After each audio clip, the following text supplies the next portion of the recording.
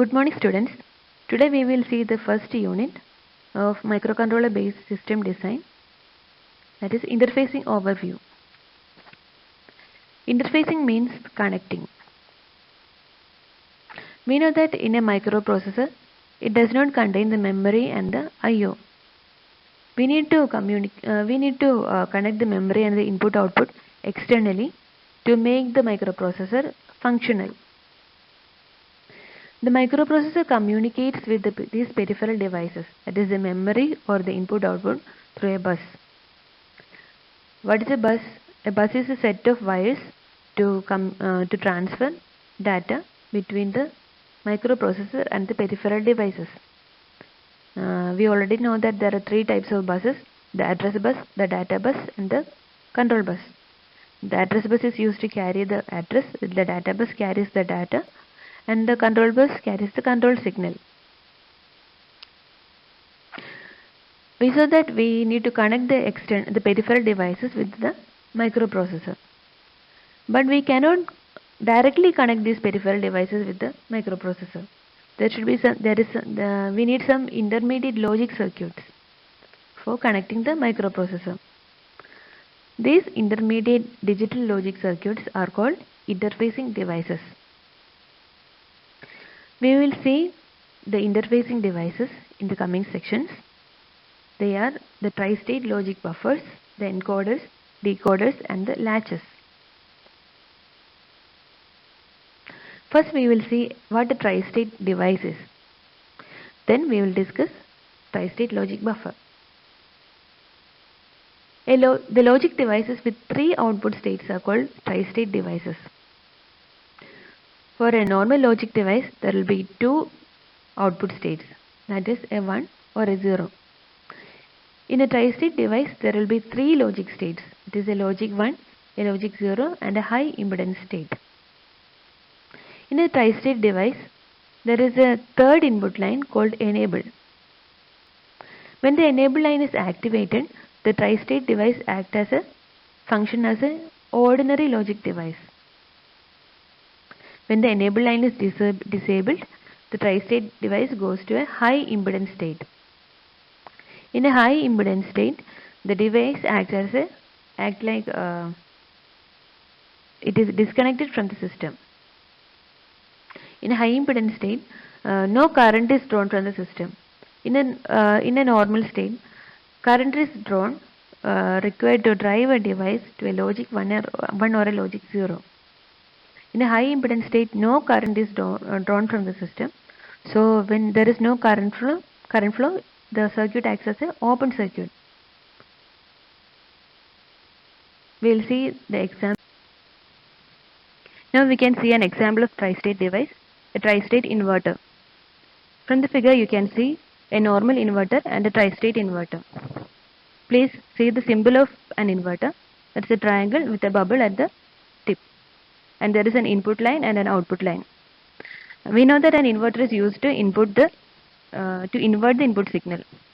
Whatever input it receives, the inverter inverts the signal and gives the output.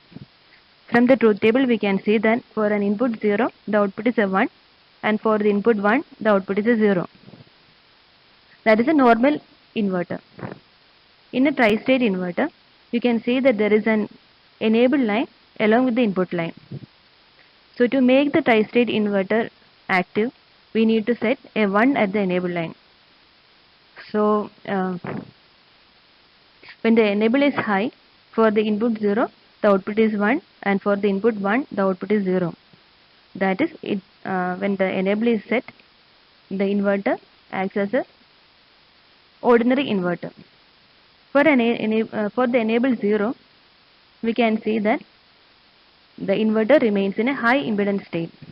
That is, when the enable is 0, for the input 0 or 1, the inverter output is high impedance. That is, when the enable is 0, the tri-state inverter acts as an open circuit, or it acts like it is disconnected from the system. Now we can check the first interfacing device, a tri-state buffer. We already know what a tri-state device is. Now we can discuss the tri-state buffer. A tri-state buffer is used as an interfacing device in a microcomputer system. A buffer is a logic circuit that amplifies current or power. So, what is the function of a buffer?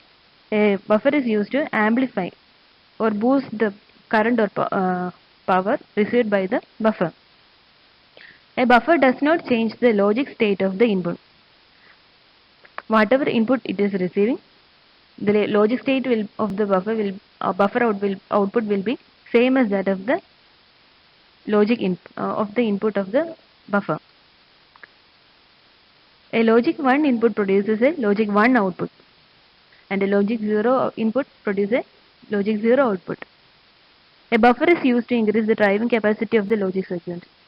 We already discussed that a buffer can amplify the current or power received by the input of current or power of the input signal. So it can increase the driving capacity of the logic circuits. So a buffer is also called a driver. So the first picture is a normal buffer, and the second picture is a tri-state buffer. You can see the symbol of a buffer. It's a triangle and with the input line and the output line.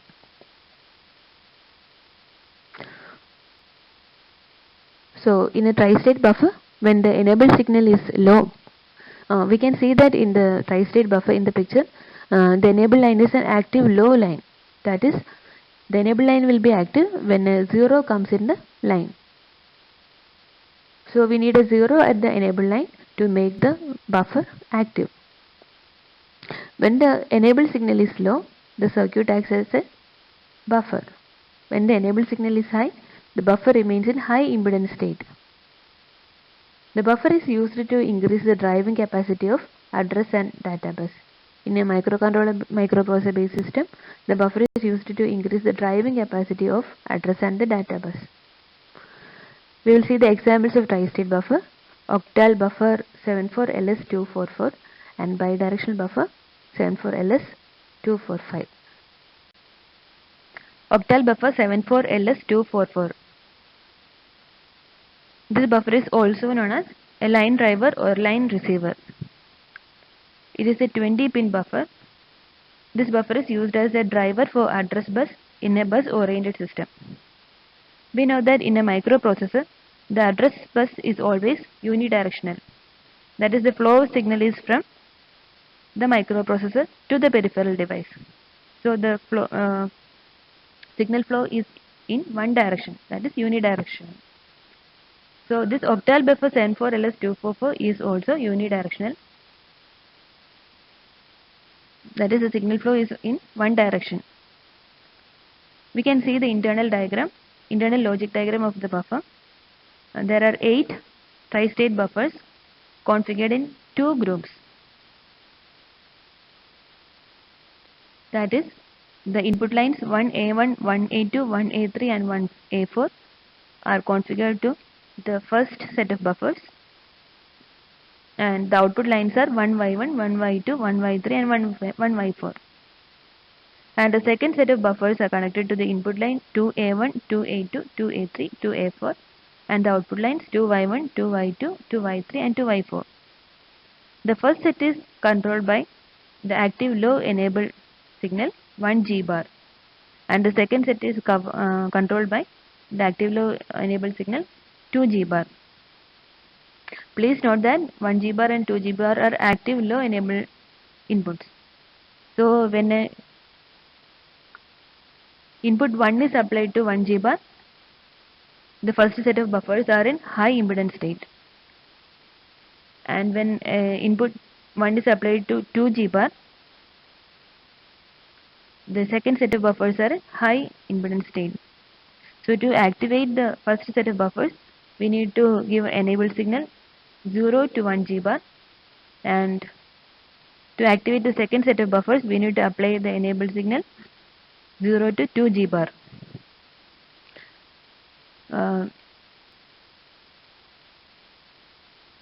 The pin number 20 is connected to VCC and the pin number 10 is connected to ground. Now we can see two properties of digital circuits: current sourcing and current sinking. Current sourcing is the ability of a circuit to supply current.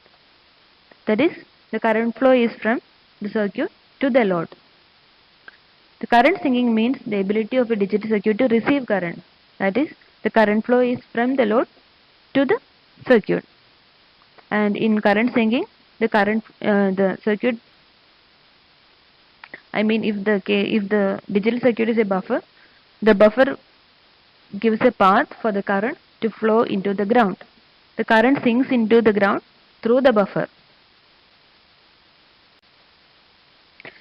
The 74LS244 has a very high sink and sourcing current capabilities.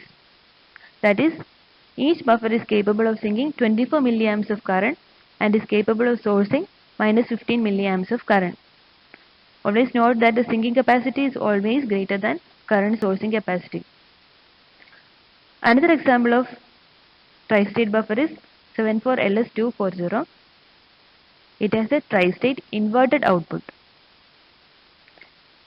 In 74LS244,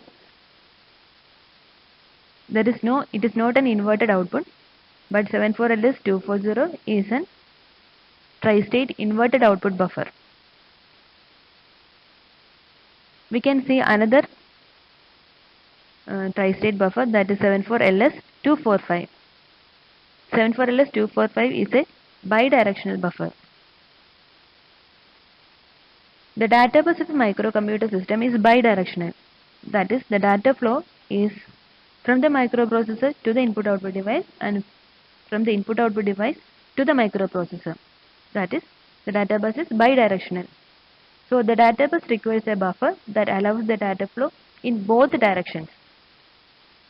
74LS245 is a bidirectional buffer that allows data flow in both directions. It is also called octal bus transceiver. Transceiver means a combination of transmitter and receiver. It is used as a driver for data bus in a bus-oriented system.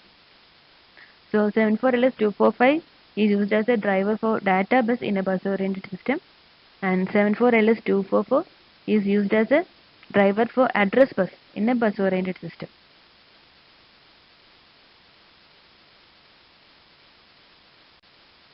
Now we can discuss the internal logic diagram of 74LS245. 74LS245 has 16 bus drivers, 8 for each direction, with a tri-state output. We can see that between line A1 and B1 there are 2 buffers connected in opposite direction. These are the bus drivers. This arrangement repeats for all the lines between A2 and B2, A3 and B3, A4, B4, A5, B5, A6, B6, A7, B7, A8, B8. Between all these lines, there are 2 buffers connected in opposite directions. So there will be 16 buffers, 8 for each direction. The enabled signal is G bar, which is an active low signal. So the chip will be activated when the enabled signal G bar is low. When a 0 is applied to the enabled signal G bar, the chip will be activated. The pin DIR is the direction control pin. If you check the truth table, when DIR is low, the data flow is from bus B to bus A, and when DIR is high, the data flow is from bus A to bus B. When the enabled signal G bar is active high, all the buffers in the internal circuit goes to high impedance state, so there is no data transfer.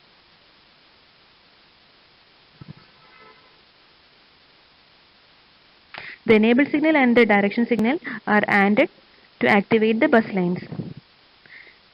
This device is designed to sink at 24 milliamps of current and source minus 15 milliamps of current. Now we will see decoder. Decoder is a multi-input, multi-output logic circuit that decodes n input lines into 2 raised to n logic outputs. Decoder is another interfacing device for microprocessor. So it is a multi-input, multi-output device. It is used to decode the input. For n number of inputs, there will be 2 raised to n outputs. So for 2 input lines, the decoder can assume 4 combination of inputs. That is, when the input line is 2 input lines, we can apply 2 zeros to the input line 1 and 2, or 0 1, 1 0 and 1 1.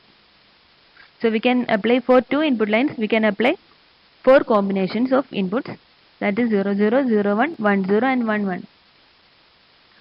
So each combination is identified by the output lines 0 to 3. We already know the binary to decimal conversion. For input 0 0, the corresponding decimal will be 0. For 0 1, the corresponding decimal will be 1. For 1 0, the decimal is 2, and 1 1, the decimal is 3. So when the input is 0 and 0, the output will be a 0. So when for input 0 0, the line 0 will be set high. For input 0 1, the line 1 will be set high. For input 1 0, the line 2 will be set, and for input 1 1, the line 3 will be set.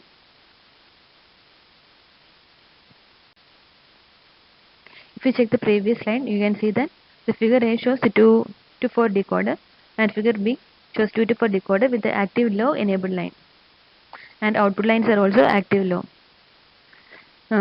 For the decoder to function, there should be an active low enabled signal. Various combinations of decoders are available, 3 to 8, 4 to 16, etc. to decode the binary inputs, and 4 to 10 to decode the BCD input. In the figure below, you can see that it's a 3 to 8 decoder. There are 3 inputs and input lines and 8 output lines. So for 3 combinations of binary inputs, we know that there are 8 combinations of decimal outputs. So for input 0 0 0, the decimal output will be 0.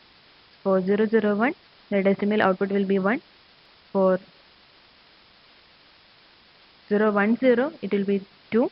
0 1 1, it will be 3. 1 0 0, it will be 4. 1 0 1 5. 1 1 0 6 and 1 1 1 7. But please note that the output lines are active low signals. So when the corresponding line is selected, it will go to from high to low.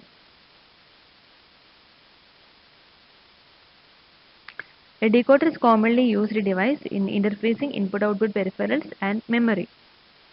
The decoders are also built internal to memory chip to identify the registers. The examples of decoders are 74LS138 and Intel 8205. 74LS138 has 3 input lines and 8 active low output lines. It requires 3 enable inputs. 2 are active low and 1 is active high. All the enable lines should be activated so that the device can function as a decoder. For example, if the 74LS138 is enabled, that is G2A bar equal to G2B bar equal to 0. That is G2A and G2B are active low signals, and G1 is 1. And if the input is 101, then the output Wi-Fi will go to low. It is going to low because it is an active low signal, and all the other lines remain high. In a normal state, all the output lines will be in high. When a particular line is selected, it will go from high to low. These lines are also called 1 out of the 8 binary decoders or demultiplexers. Encoder. Encoder is a logic circuit that provides an appropriate binary output for each input signal. This process is reverse of decoding. The figure shows 8 to 3 encoder. It has 8 active low input lines and 3 active low output lines. we can see the working. When the input line 0 goes low, the output is 0 0 0, and when the input line 5 goes low, the output is 1 0 1. The encoder is unable to provide appropriate output code if two or more lines are activated simultaneously. When two input lines are activated simultaneously, it is not able to give output. So we use priority encoders. Priority encoders solve the problem of simultaneous inputs.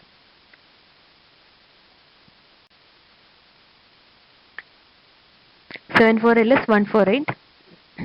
It is an 8 to 3 priority encoder. It has 8 input lines and an active low enable signal. It has 5 output lines. 3 are for encoding and 2 output lines are for enable indicators. In the diagram we can see that the output lines GS and E0, they are used to encode more than 8 inputs by cascading these devices. If we want to encode more than 8 inputs, then we need one more 74LS148 to be cascaded with this encoder. When the encoder is enabled and if two or more input lines are activated simultaneously, then it ignores the low priority inputs and encodes the high priority. So we call this priority encoder. The output of the decoder is active low. Sorry, the output of the encoder is active low. So, for example, when the input signal 7 is active, the output is 0 0 0 rather than 1 1 1. When we select the input line 7, the output should be 1 1 1. Instead, here because the output lines are active below, it displays a 0 0 0 instead of 1 1 1. So we can wind up the class. Thank you.